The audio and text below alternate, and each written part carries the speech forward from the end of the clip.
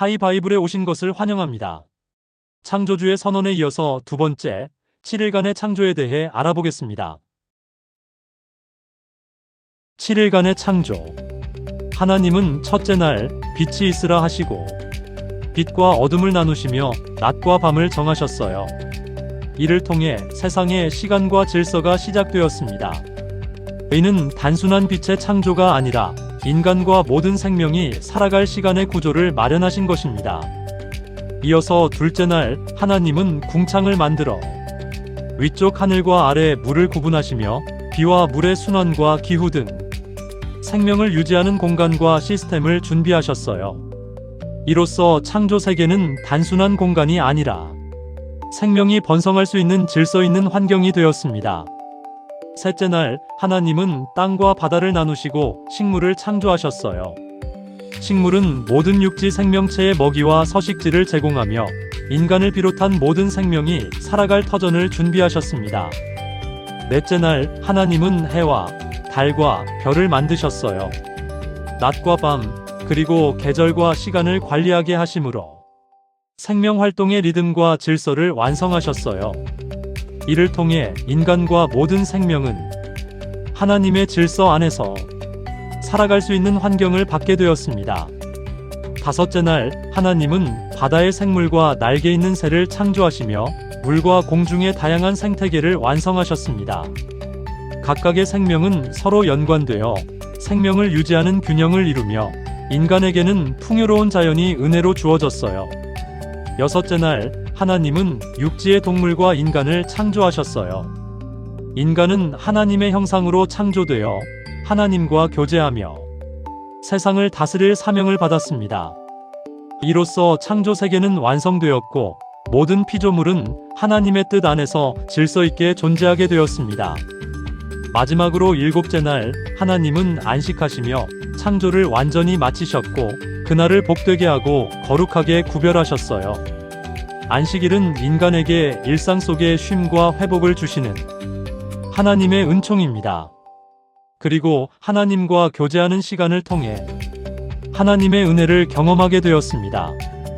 이렇게 7일간의 창조는 하나님이 세상을 질서 있게 형성하시고 생명이 살아갈 환경을 준비하신 과정이며 마지막 날 안식을 통해 인간에게 쉼과 하나님과의 교제를 누리게 하신 은혜의 완성입니다. 지금부터 7일간의 창조와 일반은총에 대해 알아보겠습니다. 일반은총은 하나님이 모든 사람에게 공통적으로 베푸시는 은혜를 말합니다. 세상은 어떻게 형성되었고 창조의 목적은 무엇일까요? 첫째 날 빛의 창조에 대한 창조의 의미와 일반은총에 대해 알아보겠습니다. 창세기 1장 3절에서 5절 하나님이 이르시되 빛이 있으라 하시니 빛이 있었고 빛이 하나님 보시기에 좋았더라. 하나님이 빛과 어둠을 나누사 하나님이 빛을 낮이라 부르시고 어둠을 밤이라 부르시니라. 저녁이 되고 아침이 되니 이는 첫째 날이니라. 빛이 있으라 하나님은 말씀으로 창조하십니다. 하나님의 창조는 권위 있는 명령으로 이루어집니다. 말씀의 선포와 함께 어둠과 혼돈 속에서 빛이 첫 창조 질서로 나타납니다. 빛이 있으라고 하신 말씀은 하나님의 주권적 선언입니다. 주권은 모든 것을 다스리고 결정할 수 있는 최고의 권세를 의미합니다. 일반은총의 의미는 빛은 모든 사람에게 주어진 은혜입니다. 태양의 빛은 에너지이며 생명을 유지하게 하고 자연의 생태계를 성장하게 합니다. 마태복음 5장 45절에 하나님은 의인과 악인 모두에게 빛을 주신다고 하셨습니다. 생명의 기본 조건을 모두에게 만들어 주신 것입니다. 빛과 어둠을 나누사 이 창조는 빛과 어둠을 구별하여 질서를 만드신 것입니다. 빛과 어둠을 나누신 것은 혼돈에서 질서를 세우는 것입니다. 창세기 1장에서 창조물을 나누고 있는데 이것은 구별하여 질서를 세우는 과정입니다. 빛과 어둠을, 하늘과 바다를, 땅과 물을 구별하여 질서를 세우십니다. 이것은 하나님의 통치 질서이며 하나님은 세상을 질서 있게 다스리시는 분입니다. 하나님께서 혼돈을 질서로 바꾸시는 것은 우주의 형성 원리이기도 합니다. 일반은총의 의미는 하나님은 세상을 혼돈이 아니라 질서 속에서 존재하도록 만드셨습니다. 이 질서는 자연 질서, 물리 법칙, 생태 균형으로 나타납니다. 이것이 모든 인류가 누리는 일반은총입니다. 빛을 낮이라고 하시고 어둠을 밤이라고 부르시며 이름을 부여하였습니다. 여기서 이름을 짓는 행위는 권위의 표현으로, 성경에서 이름을 붙이는 것은 통치와 주권을 의미합니다. 하나님이 낮과 밤을 정하시면서 시간의 질서가 시작됩니다. 이렇게 하나님이 낮과 밤의 이름을 정하신 것은 세상을 질서 있게 통치하신다는 뜻이며, 하나님이 세상의 질서를 규정하심으로 모든 인류가 안정된 삶을 살 수 있도록 하신 것이 은총입니다. 이러한 낮과 밤의 구분은 인간에게 활동시간, 휴식시간, 생활양식을 제공합니다. 저녁이 되고 아침이 되니, 창세기 1장에서 저녁이 되고 아침이 되니라는 말을 여러 번 반복합니다. 저녁에서 아침까지는 히브리식 하루의 시작입니다. 이들에게는 저녁 시간은 하루를 마치고 새로운 날이 시작되는 시간입니다. 저녁이 되고 아침이 되는 것은 시간의 질서가 형성되는 것이며, 생물의 생체 리듬, 인간 생활 패턴, 인간이 하루를 인식하며 삶의 리듬을 형성합니다. 일반 은총의 의미는 시간의 질서는 인간에게 노동, 휴식, 계획을 가능하게 합니다. 그래서 인간 사회가 시간의 질서 속에서 삶의 안정을 누리며 문화와 문명을 발전시키며 살아가는 것입니다. 빛의 창조는 인간과 자연을 위한 하나님의 질서이며 은혜입니다. 둘째 날, 궁창의 창조에 대한 창조의 의미와 일반 은총에 대해 알아보겠습니다.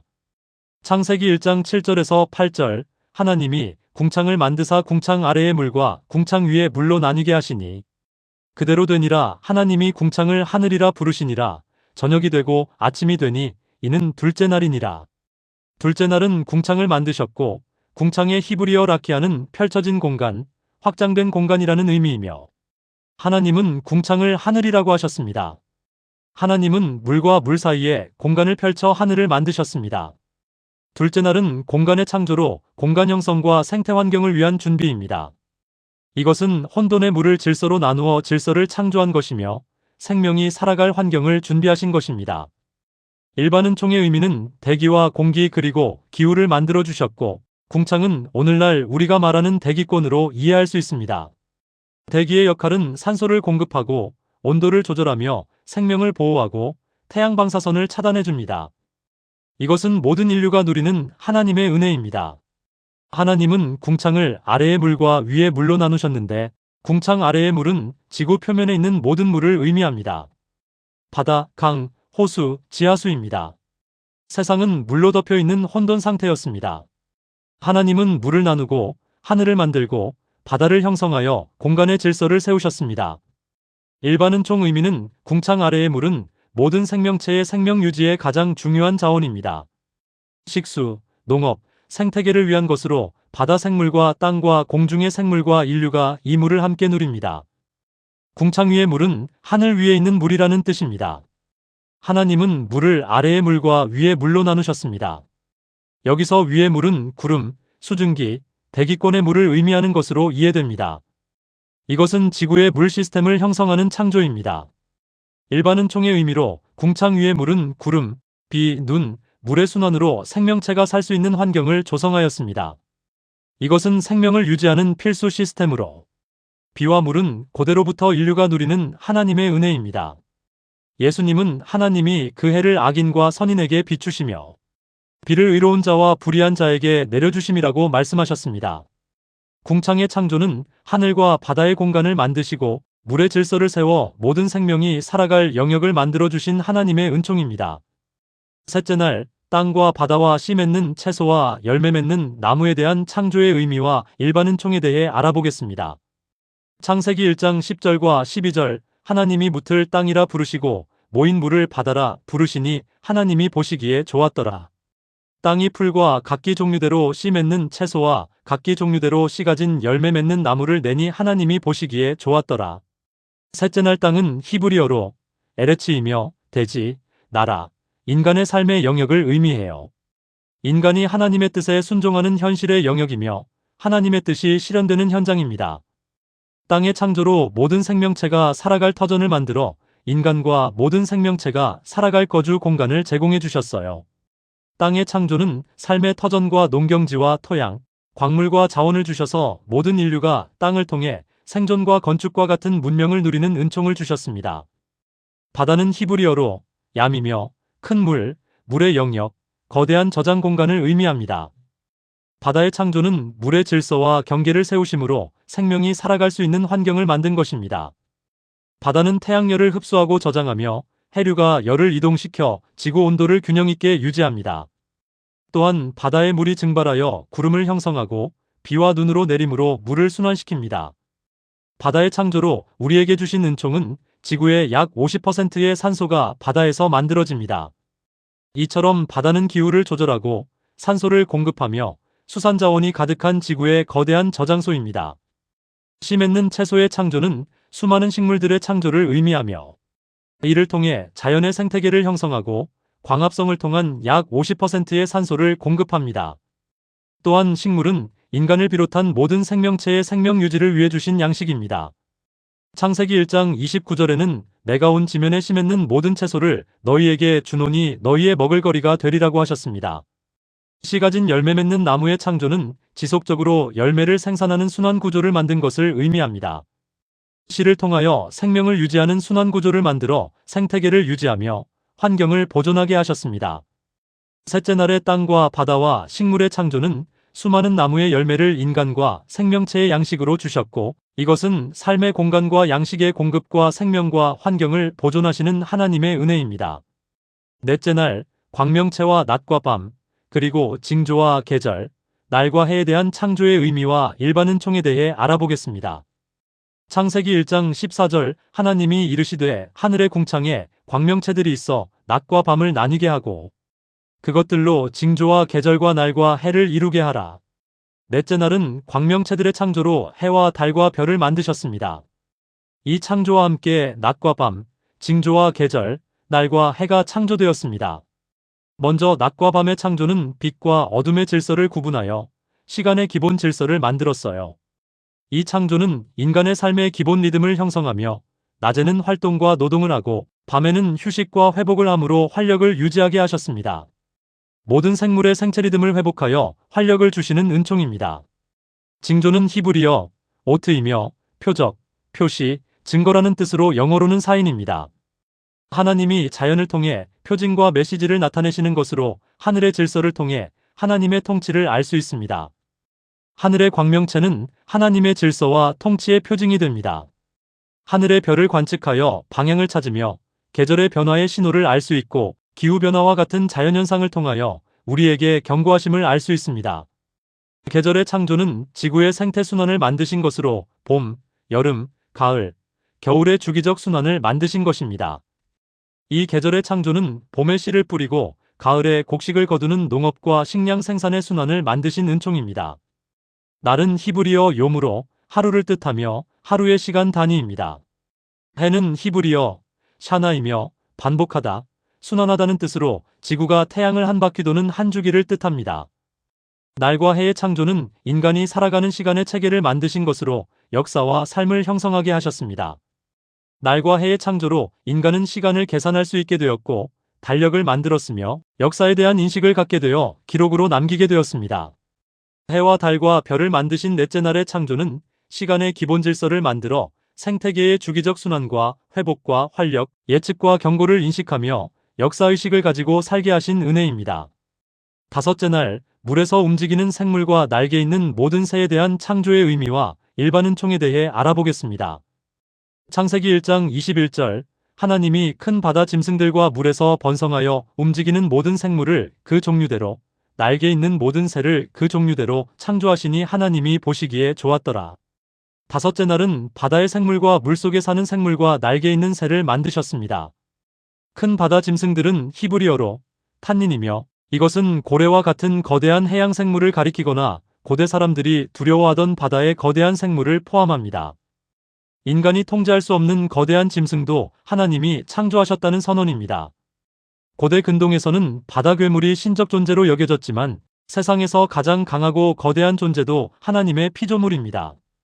바다는 인간에게 어류, 해산물 등 풍성한 자원을 제공합니다. 이러한 해양 환경은 모든 인류가 누리는 하나님의 은혜입니다. 물에서 번성하여 움직이는 모든 생물은 물고기뿐 아니라 물속의 다양한 생명체 모두를 의미합니다. 그 종류대로라는 표현은 창조의 질서와 다양하고 풍성한 생명을 창조하신 것을 뜻합니다.